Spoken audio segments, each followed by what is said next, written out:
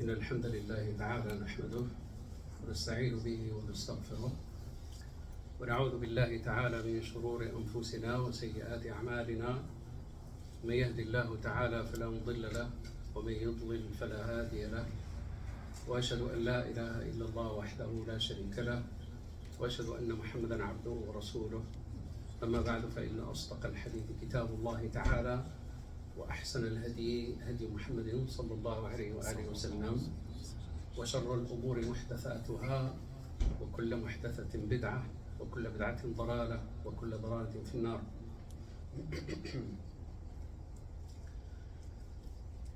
One of aspects of our deen is the fact that Allah subhanahu wa ta'ala made it comprehensive in a way that it does not leave anything to guessing or gray area where you're perplexed as to what to do and what not to do. And this is why you will find a deen, the whole religion as a whole, comes to comprehensively encompass everything that has to do with your interaction with the sensory physical world you live in. But never at the expense of the vertical reality that you have to also balance with Allah subhanahu wa ta'ala, that has to do with your iman space, balance. And this is why Allah subhanahu wa ta'ala, at the end of the Prophet ﷺ journey, he sent the comprehensive summary of the whole constitution that he left for you and I, the blueprint of your code of conduct, the moral compass, your vast array and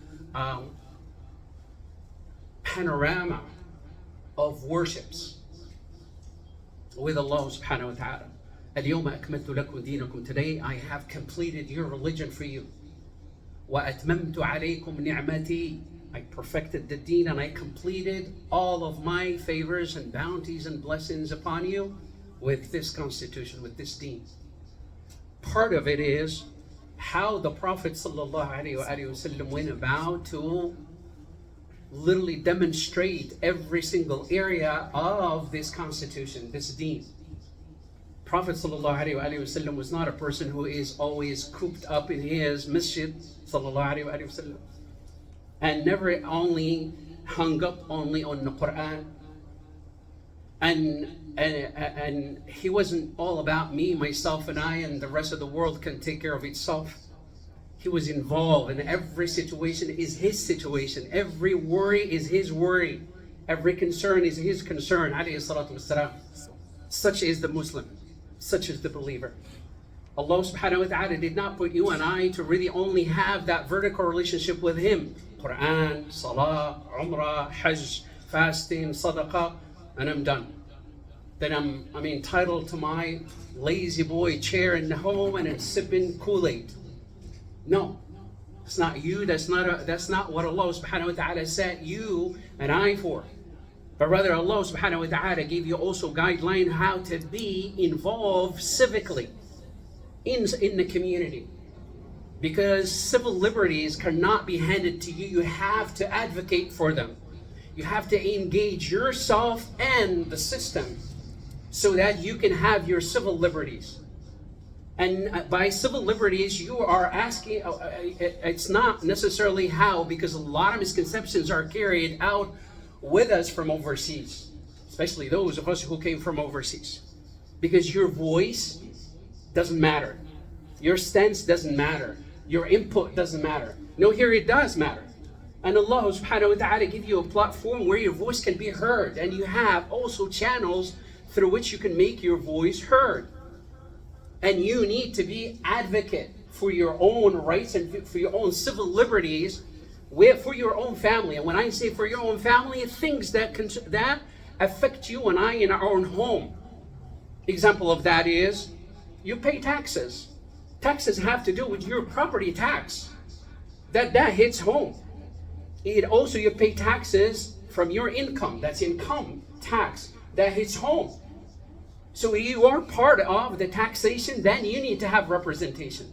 Back in the 1700s, with the colonists, meaning the British, the US was just a colony. So they really just go and amass all the taxes. But where are they sitting? In their palaces in England. So the saying goes, the famous saying, taxation without representation is not going to work for us. So we're going to cut you loose. And so they did. When you are involved, you are part of the fabric of this society. Whether you want it or not, you're here. And then you're part of it. Economically, you're engaged. This is why you're looking for opportunities to prosper economically. How come you don't look for ways to also prosper and be engaged and also be part of the civic engagement? How come it's not on the radar? Part of it, Ikhwani, is voting. This is how you can make your stance heard. Vote. When you speak about you paying taxes, then your voice needs to be heard. You need to represent yourself through that platform. The masjid cannot really advocate for any party. You know why? Back to exact same law. And that is, the masjid doesn't pay taxes from the donations collected in the masjid. The masjid does not pay taxes on the property.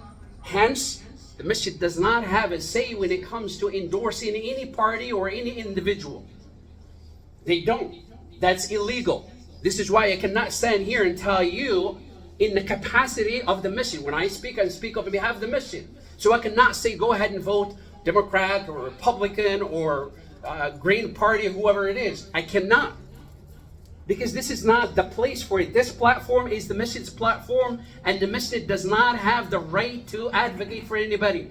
Individually at home, call me and I'll give you my opinion about my own stance.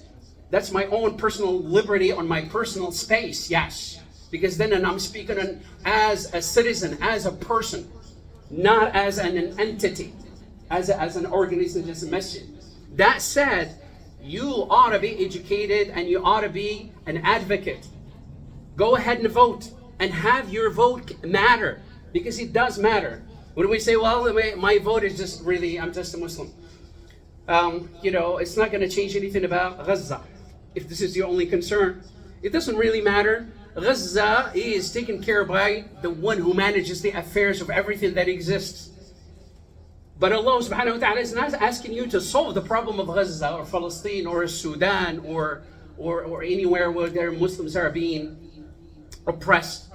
But Allah subhanahu wa ta'ala wants you only to do your part. Part of the obligations that Allah subhanahu wa ta'ala obligated you and I to do is actually go ahead and vote. Well, it's a non-Muslim system. Why should I vote? It is a non-Muslim environment. It is a non-Muslim economy. Why you are involved economically in looking for opportunities to prosper economically and not being involved politically? It doesn't make any sense. Not only that, but also when it comes to a lot of laws that pass here in your own district that affect you at home. School, for instance, school board, the city council. Do we really have any representations in the city council? Do we even know where the city council is? Who is in there? What are our relationship with the police department? Do we have any programs to educate the police department about the sensitivity of the Muslims? These are very simple civic programs that bring awareness about you and sensitivities. Example of that, I had a conversation with a sheriff. And then it was just a conversation that was just a casual. And subhanAllah, it was an opportunity for me to really just lay out a little bit of perspective about Muslims who come from overseas. And he says, I've noticed that they are so agitated. They're so on their nerves when they're pulled over. Sometimes I don't know whether they're hiding something in their cars, because you have to understand, when a couple pull somebody over, given the reality of this society, everybody is literally weaponized to the teeth. So they have to have their cautions, and they need to read the body language and everything. And I said, when you come across somebody who is from overseas, the minute you hear that person speak, you're gonna pick on the accent or the. So don't be too alert, because they overseas everything that represents the government makes people shake in their skin. So their body language does not mean that they are criminal in any way, shape, or form. Approach it with, he says, well, thank you for the insight, because I never thought of it that way. This is very simple thing. Education is a powerful thing. Being informed is a powerful thing, and this goes for us as well.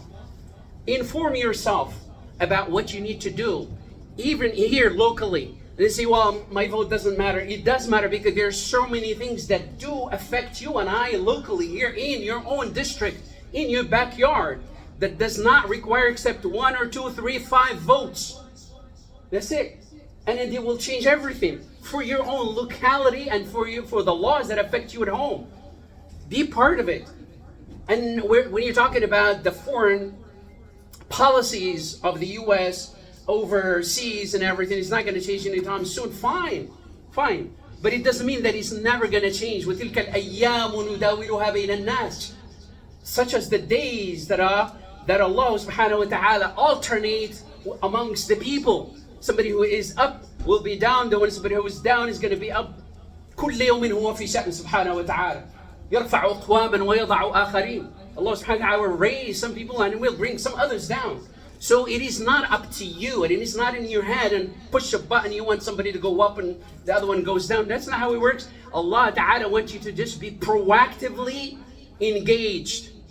Be engaged. And it's not always just, as we said, the vertical relationship with Allah ta'ala, but horizontally with what happens in my society, my community. I'm good. No, you're not good. Because you are going to be also picking up the pieces of those laws when they pass, where you are going to be a victim of those laws. Ikhwani, it is not befitting for us as Muslims not to take the stance of Rasulullah sallallahu alaihi wasallam. Not to take the stance of what Allah Ta'ala praised you and I to be for and to stand for. كنتم خير أمة أخرجت للناس. You're the best nation ever to be brought forth for mankind. Why? Because you're beautiful people? Because Muhammad is your prophet? No, that's not why. Because Allah Ta'ala says, تَأْمُرُونَ بِالْمَعْرُوفِ وَتَنْهَوْنَ عَنِ الْمُنكَرِ. Because proactively you're always in the forefront, advocating in enjoining good and in forbidding evil. That's why. This is why. وَتُؤْمِنُونَ بِاللَّهِ. And then Allah subhanahu wa ta'ala says, and then you believe in Allah. Look at the order in the ayah. It's not a random thing. There's are laws. When it comes to the civil rights and civil advocacy, you ought to be a person who has in the background and in the foundation, Iman. Iman meaning what? Guidance from Allah and His Messenger sallallahu alaihi wasallam as what to do and what not to do. And then when you're looking at, well, fine, I need to go and vote for this or the other. What am I supposed to do? They're all both of them are evil. Both of them are evil, playing for the same team, just wearing two different colors. One is red and one is blue. Both of them are evil. What am I supposed to do? The least of the harm. Educate yourself. I can't tell you, especially from this minbar, I cannot tell you. But educate yourself. And then go for the least of harm, but be a person who is there. You proactively are there. See the narrative, political narrative, the media narrative did not lose by people sitting at home, but because Allah subhanahu wa ta'ala had engaged soldiers from this ummah who spoke and relentlessly kept the stick high. And then they keep whipping everybody who comes on the forefront. This is a war that has to do with the media war. And Allah subhanahu wa ta'ala already gave him victory. The media narrative lost a long time ago. You're looking for the military loss, that comes with its time, because it is not in your hand or mine. But when you're talking about also many elements, there's so many pieces to the puzzle, you can't see, well, if I can't have it all, then just forget it. You can't have it all, don't lose it all. But Allah subhanahu wa ta'ala does not want you to solve the whole puzzle, but just the piece of the puzzle where you have in your hand, use it. نسأل الله سبحانه وتعالى أن يجعلنا وإياكم ممن إذا ذكر تذكر. قولوا قولي هذا واستغفر الله لي ولكم والحمد لله رب العالمين.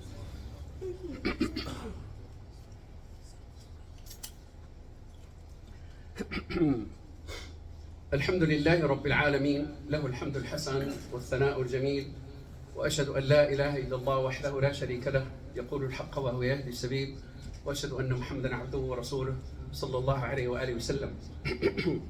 When Al-Khadr radiyallahu anhu with Musa alayhi salam, you know, there are three main stories and events that took place, crucial. Musa could not really understand the behavior of Al-Khadr. The very first thing that they did, as soon as he came across him and met him and introduced himself, and he says, I want to accompany you so I can learn from you. He says, I don't think you'll be able to keep up with me, because you will probably see things that don't make any sense to you, and it's probably going to drive you crazy. But if you want to come along, I'll allow you 3 strikes. 3 strikes. But don't ask me until I explain to you.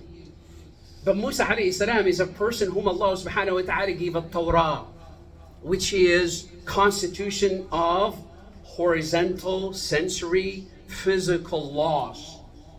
And then it makes it right, it doesn't make, it makes sense, it doesn't make sense. It is halal, it is haram. That's what Musa alayhi salam has. Al-Khadr, on the other hand, Allah subhanahu wa ta'ala had given him interpretation, and of course, at the end, he says, this is all from Allah, guidance from Allah to me. وَمَا فَعَلْتُهُ عَنْ أَمْرِي. I didn't do it out of my own whims and desires. These are all instructions from Allah subhanahu wa ta'ala. The very first thing that he did, they came across a river where they need to cross. Al-Khadr knew the people, so they invited him to come and they will help him across for free. So got him on board for free.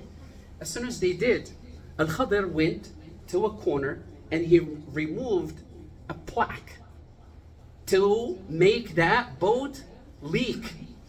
Musa alayhi salam, he says, these people are doing you a favor. Kind people, they know you.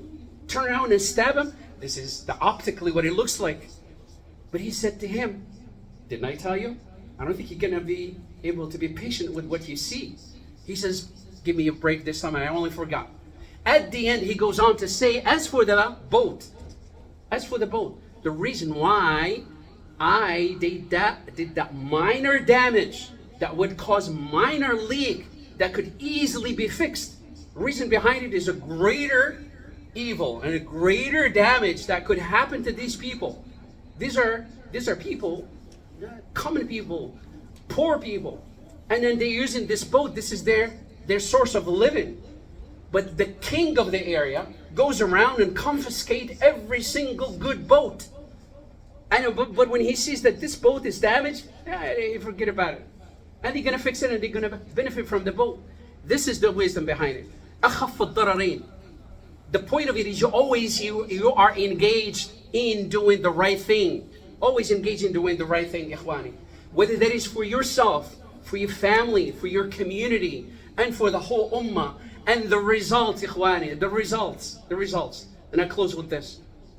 A lot of times we confuse the correlation between al-akhd bil-asbab, using the tools that are available to you in your sensory physical world that Allah Ta'ala handed you. They're right there before you. They are at your access, and you can reach them and use them. This is as far as you can go. And we confuse that with results. Results are never yours to start with. And they're not your worry to start with. And they should not be your concern to start with. And Allah Ta'ala is not going to reward you or hold you accountable based on the results, but rather about a proactive involvement and engagement in using the tools Allah Ta'ala gave you. Somebody has some kind of illness. The doctor suggested the surgery, and then he goes and have a surgery, and he's completely out of his mind in regards to the success of that operation. The surgery, did it work or not work? That shouldn't be your worries. There are two different areas where you need to understand the balance. They're always correlated. They're always in sync. One is your responsibility. The other one is Allah's. Allah is yours. That's one is your space, and that is the physical sensory tools Allah Ta'ala gave you here. As the vertical and seen results that are with Allah Subhanahu wa Ta'ala, because Allah Ta'ala can give you a result with or without mediums, with or without instrument, without tools, can give the results. But more often than not, Allah Ta'ala want to engage you by using the tools to see whether you are going to be there, or blame it on circumstances and pass the buck to somebody else. Rather, ikhwani, educate yourself. And more hearts and more people are very concerned about the economy. Some of them are concerned about the foreign policies. But mainly the cloud that nobody can shake off is what is happening right there in real time to our brothers and sisters in Palestine and Lebanon. Right there in real time, with complete impunity. And that weighs heavy. But it should not be a reason for you to stay home and not go and vote. Go and vote, go and vote, go and vote. Educate yourself, go and vote, and be part of this community. Just like you are part of the fabric of this community economically, you work and you pay taxes and you're in and out. Do the same thing when it comes to your civil advocacy. Be part of it, and this is one of them. And you should be part of it also in local, your district, your county, your city. Be part of it. نسأل الله سبحانه وتعالى أن يجعلنا وإياكم ممن إذا ذكر تذكر. قولوا قولي هذا واستغفر الله لي ولكم. اللهم اغفر لنا ذنوبنا وإسرافنا في أمرنا وثبت أقدامنا وانصرنا على القوم الكافرين. اللهم اجعل الحياة زيادة لنا في كل خير واجعل الموت راحة لنا من كل شر. اللهم قنا الفتن ما ظهر منها وما بطن. اللهم لا تجعل الدنيا أكبر همنا ولا مبلغ علمنا ولا تسلط علينا بذنوبنا من لا يخافك فينا ولا يرحمنا. رب آت نفوسنا تقواها وزكها أنت خير من زكاها أنت وليها ومولاها. اللهم اغفر لنا خطأنا وعمدنا وجدنا وهزلنا وكل ذلك عندنا وأقم الصلاة.